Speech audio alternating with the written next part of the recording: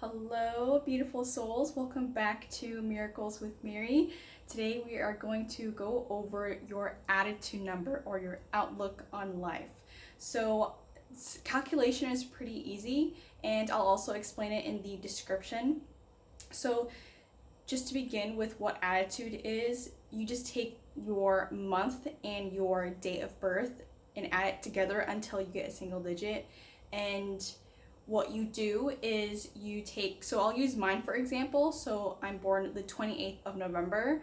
So take those single digits, 28th of November, which is 2 plus 8 plus 1 plus 1, and add that all together, and that equals 12 for me. And the goal of numerology is to add all the digits up until you get a single digit. So 12 for me, that's not a single digit yet. So you take 1 plus 2 equals 3. So my attitude number is number 3. And so we'll go over that. I'll go over attitude numbers 1 through 9. And attitude number is also considered, it's called your sun sign as well. It's the next layer of people getting to know you. So the day that you're born is also a number. It's called birthday number.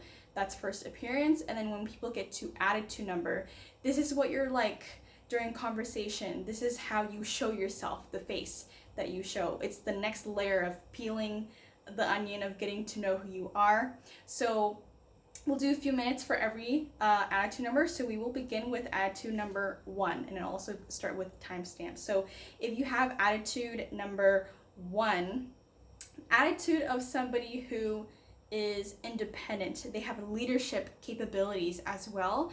And with the 1, it's all about identity and independence and the self.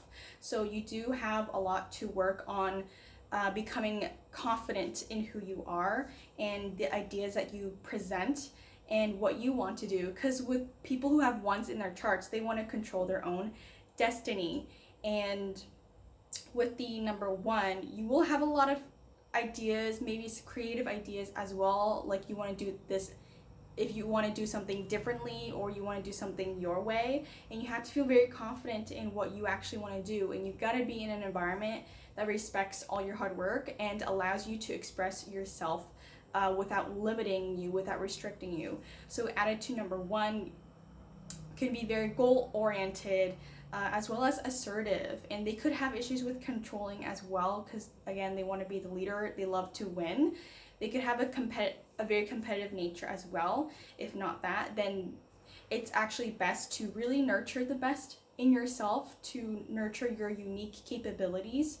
And 1s, they also have high standards, so they like to shoot to the stars. So to be number 1 on what they do, that's the attitude that you're giving to people. And also, you're meant to be standing out in some way. I don't think you're going to be happy with an attitude 1 of somebody who wants to follow the crowd, because you can only get as far as the crowd goes. So that's the number 1 attitude.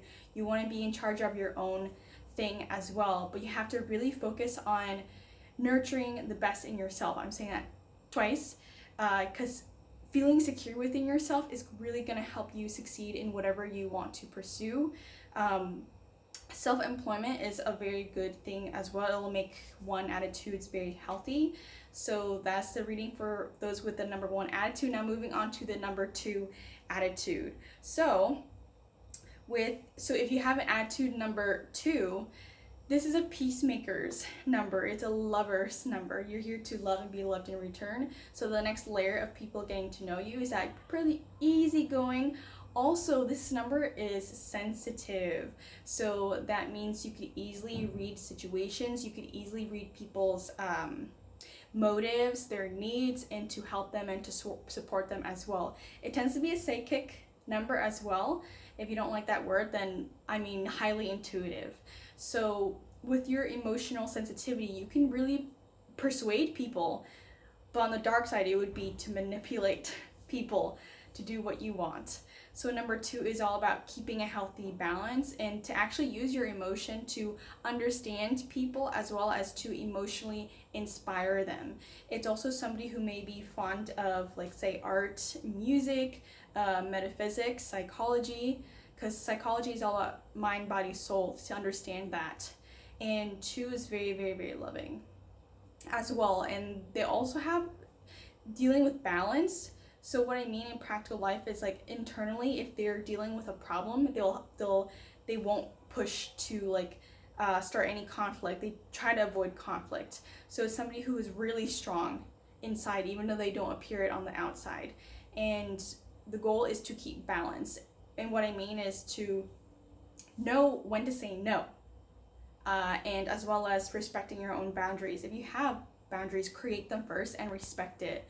Because sometimes too, when it comes to balance, with that attitude is maybe sometimes you give so much and that people don't appreciate for what you do, and then you just completely withdraw.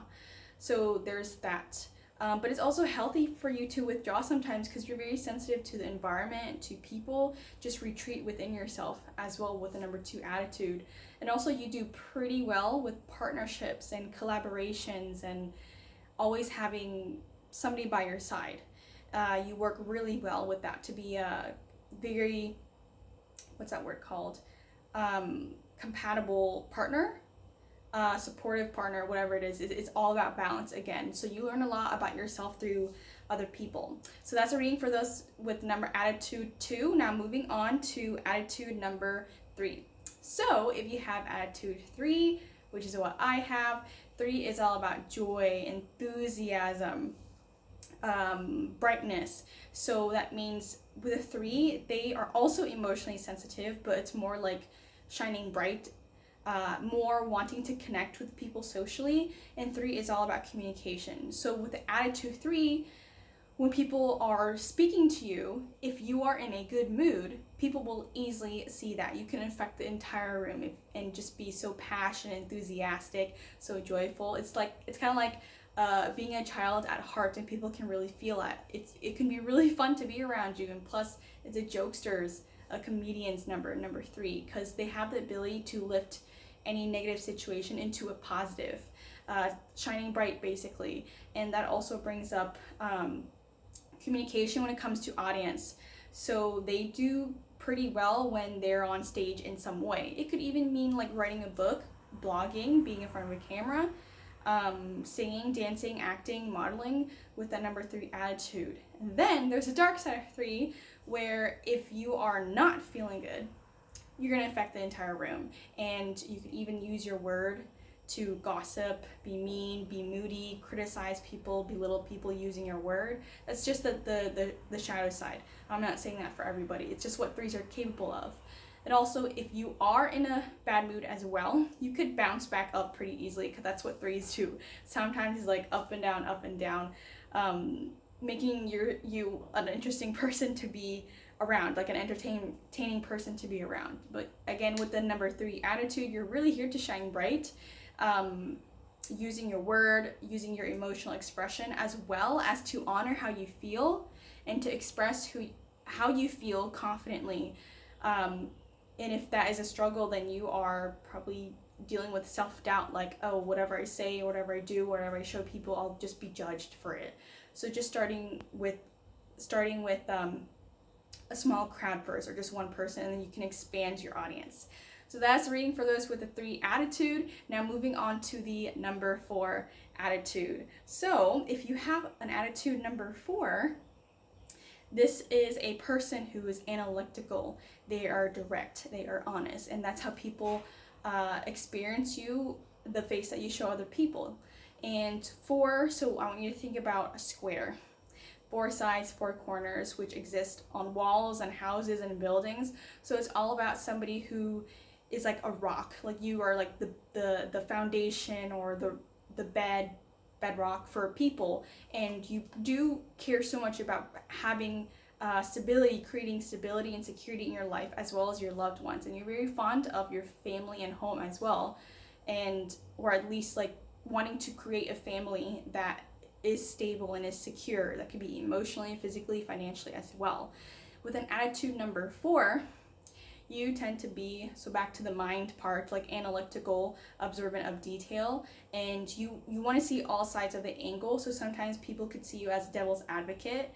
Like if somebody's saying, oh, it's so sunny outside, let's go outside and go on an adventure, and you say, but wait, like in 2 hours, I think it's gonna rain.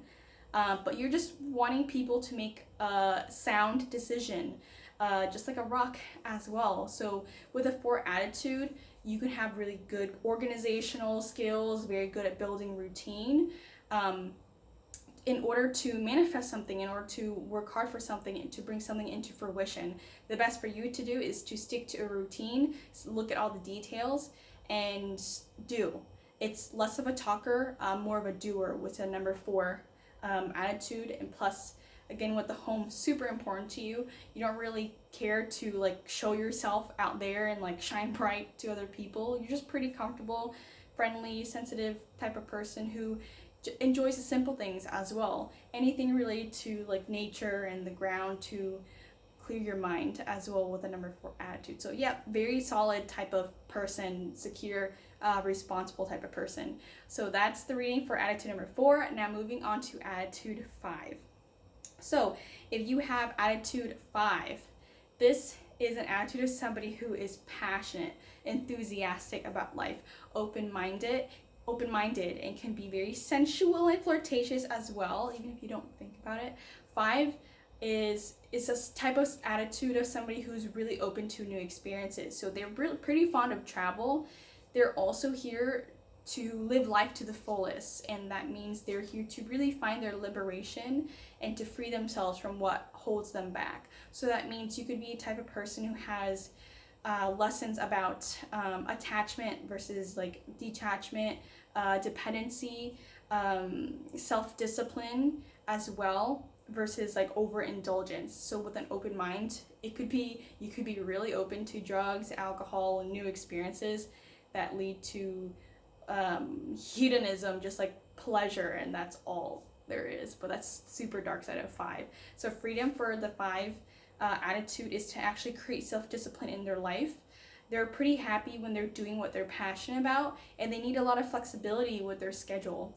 Because 5, what's really important to them is to be free. They're just like the most wild spirit number, 5, out of any other numbers. So that's what you really need in life as well. So, and also 5s really do care about how they appear to others. Like when you welcome people into your home, like food's gotta taste really good, the house is gotta smell nice, and things have to look visually appealing. So that could be like your approach to yourself as well, looking visually appealing. It's a sexy number. So that's attitude number 5 is here to achieve freedom, and you appear very exciting energy. Sometimes it could be restless as well, because you may be interested in so many things that you don't know how to commit to one. So commitment could be a struggle with you as well. So that is the number 5 attitude reading. Now moving on, if you have the number 6 attitude. So if you have a number 6 attitude, this is a very nurturing type of person. So how you appear to other people while you're talking to them. 6s, they realize, like after maybe some reflection on what actually makes them happy, it's family, friends, partners, children. 6 is a number that of a person who's very willing to commit to their relationships. We're very willing to nurture their relationships in their life. It's pretty essential to their happiness. So 6 is also similar to 4. They really, really love their home, their family. They really want to create an environment that is a safe haven for other people. And 6 attitude tends to be the nurturers, the healers, the teachers in numerology. Several other numbers are teachers as well, but number 6 is most like a parent.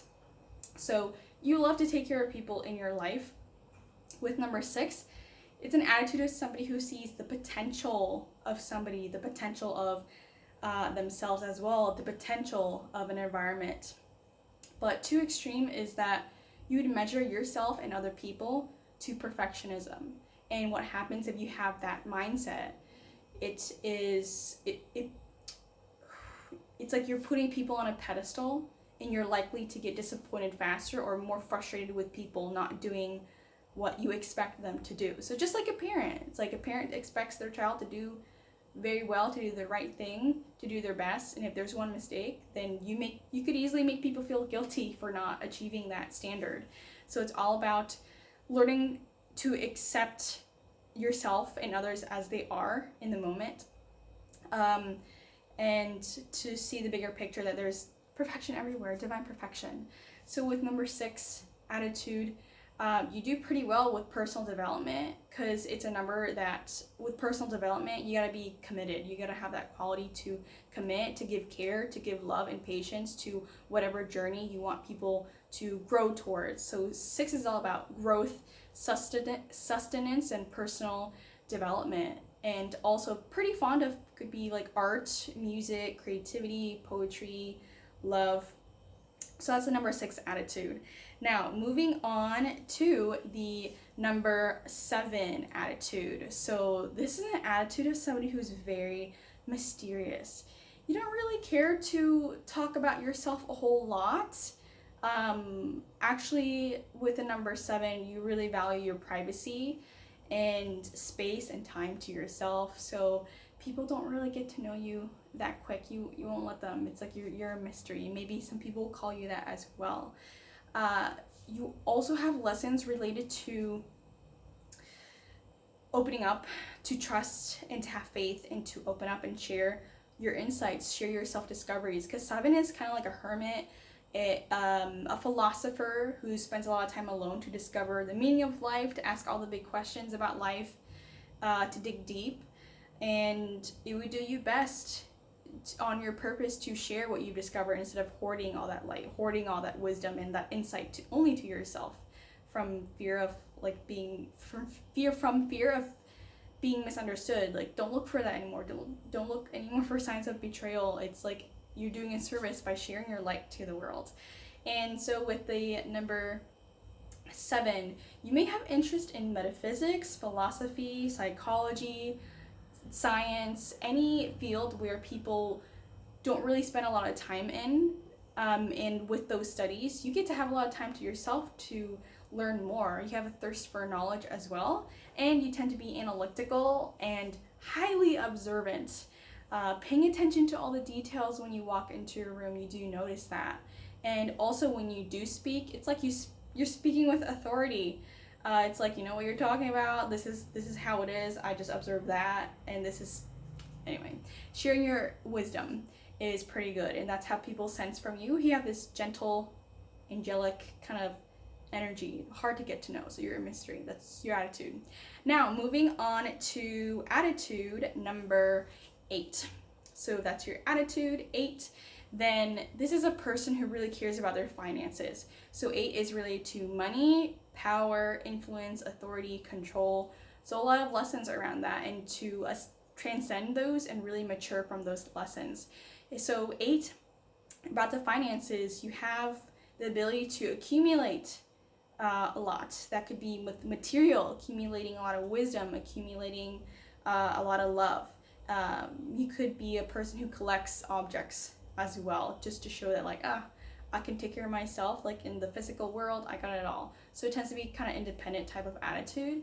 And with the number 8 attitude, you tend to be influential. You may have a feeling like I could, like, that you could easily influence people in your life. That could be friends, family, or the world at large. But you got to really learn how to use your power and your money responsibly, as well as learning about the nature of money, because you really do want to create financial security. Like, that's what it is directly. You're here to create financial security and even spiritual freedom. So financial freedom and spiritual freedom with that number 8 loop as well. So those lessons that I talked about, money, authority, influence, you learn pretty hard, hitting your head on the wall many times before you actually transform something. You do have the ability to transform, to have a death and rebirth, like picking yourself back up with any failure. So that's number 8. And when people are conversating with you, they sense that, oh, she or he knows how to take care of themselves pretty well. Like, they're pretty independent. They look good. They know how to handle things. They're grounded, responsible, and people can depend on you as well, if you choose to. And with the number 8, whatever you set your mind to, you can achieve it. Like, 8s, they're big dreamers. With anybody who has an 8 in their chart, and they're willing to work very hard for where they want to go because they need that spiritual freedom and financial freedom. So that's attitude number 8. Now moving on to the last attitude, which is number 9. So 9 has all numbers 1 through 8 in it. So you hold a lot of wisdom. When people are speaking to you, they sense that you may be a leader or in charge of something, because that's your energy. And even if you shy away from leadership or managerial roles, people put you there anyway. So it's kind of like an attitude of a person who's lived many lives, maybe secret monks, secret nuns. And so with a 9 attitude, you do have a lot of profound wisdom. And it really serves people if you listen to your own wisdom, if you listen to your own heart and use your experiences to share to other people. You could be a type of person that really enjoys being a source of light for others, to guide others through the darkness. And with the number 9 on the shadow side, you could be a hypocrite. You could be a preacher who doesn't practice what they preach. You could be seeming condescending to others as well, like very opinionated. This is how things are, this is what people should be motivated by, valued by. But at the end of the day, like, even if people are intimidated by your experience and by your demeanor of like maybe being a know-it-all, you really do want to do the right thing to serve people. And it's a selfless type of number, and you could be really strong in your opinions on how people should be motivated, but the best thing for your number 9 attitude is to show by example, just like Gandhi.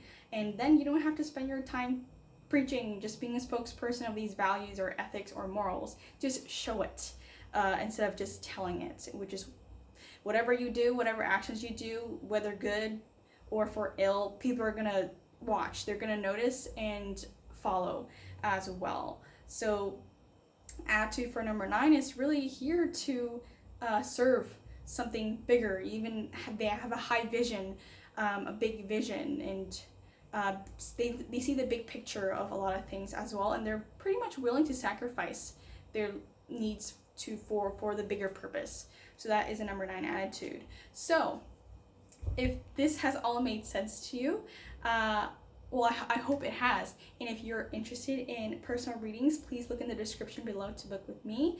Let me know if this makes sense to you. And I hope you guys have a beautiful day. Until next time, see you. Bye.